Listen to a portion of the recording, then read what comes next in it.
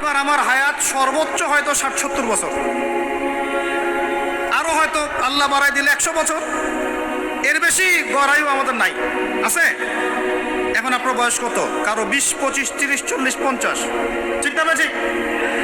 এখন আপনি বাসায় গিয়ে চিন্তা করে দেখেন, যদি আমাদের হায়াত হয় ৬০ বছর, আল্লাহ আমাদেরকে যেন দীর্ঘ নেক হায়াত দারাজ করে না, আমিন।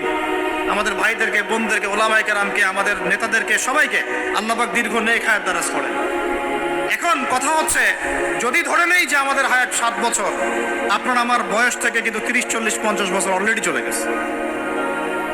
এখন চিন্তা করবেন যে এই সময় যেটা চলে গেল, এই সময়ের মধ্যে আমি কতটুকু নামাজ পড়েছি, কতটুকু রোজা রেখেছি, যাকাত দিয়েছি কতটুকু, হজ ফরজ হয়েছে করেছি কিনা, দিনের পথে আমার অবদান কি, দিনের পথে আমার অবদান কি, আল্লাহর দিনকে যে আল্লাহ সাহায্য করতে বললেন আমি কি করেছি।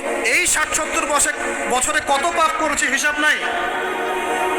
এই পাপগুলো লিস্ট করেন, দেখেন চোখ দিয়ে পানি ঝরতে থাকবে। আমার কথায় নারাজ হচ্ছেন? এই পাপগুলো লিস্ট করেন, চোখ দিয়ে পানি ঝরবে, আল্লাহ আমাদেরকে মাফ করে দেন। সবাই বলি আমি। কত কবিরা গুনাহ হয়েছে, কত সগীরা। তবে